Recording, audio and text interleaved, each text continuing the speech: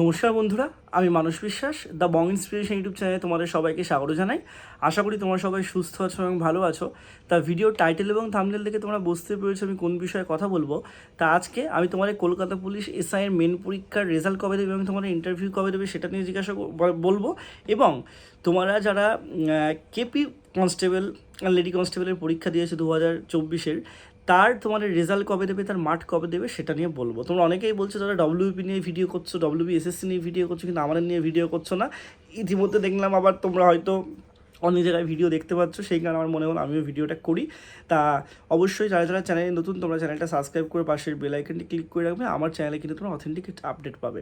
তা তোমরা সবাই জানো যে 4ই মে পর্যন্ত তোমাদের একদম ইলেকশন কাউন্টিং দিয়ে 4ই মে পর্যন্ত তোমাদের সব কিছুই বাধা বা বিপন্ন হয়ে আছে। 4ই মে পর্যন্ত এই ভোট নিষেধের মধ্যে কোনো কিছুই হবে না। কিন্তু 4ই মের পরে তোমাদের মোটামুটি কলকাতা পুলিশ, আমি কনস্টেবলের ক্ষেত্রে আগে বলছি, তোমাদের কিন্তু সবার আগে একটা এডিট উইন্ডো দেবে।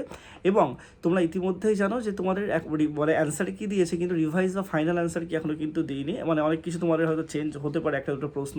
তা ফাইনাল অ্যান্সার কী দেবে, ফাইনাল অ্যান্সার কি দেওয়ার পর তোমাদের কিন্তু রেজাল্টটা মে মাসের শেষের দিকে দিতে পারে। এবং তোমাদের জুন মাসে তোমাদের কিন্তু যে মাঠ সেটা কিন্তু সংগঠিত হবে। আমি আবারও বলছি, জুন মাসে তোমাদের কিন্তু মাঠ সংগঠিত হবে এবং তোমাদের মে মাসের একদম শেষের দিকে তোমরা দেখবে তোমাদের রেজাল্টটা হয়তো পাবলিশ হয়ে যাবে। ঠিক আছে।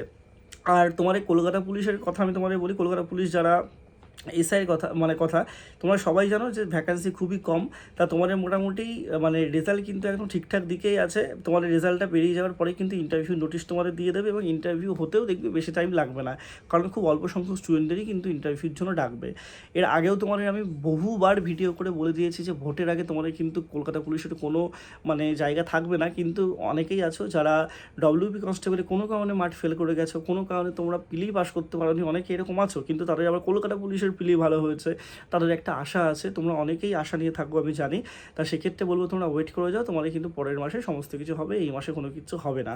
আর তোমাদের যদি আর কোনো কোয়ারিজ লাগে অবশ্যই আমাকে নিচে কমেন্ট বক্সে জানাও। তোমাদের যদি কোনো প্রশ্ন করতে চাও সেটাও তোমরা আমাকে জানাও, আমি তোমাদের ভিডিও করে দেবো।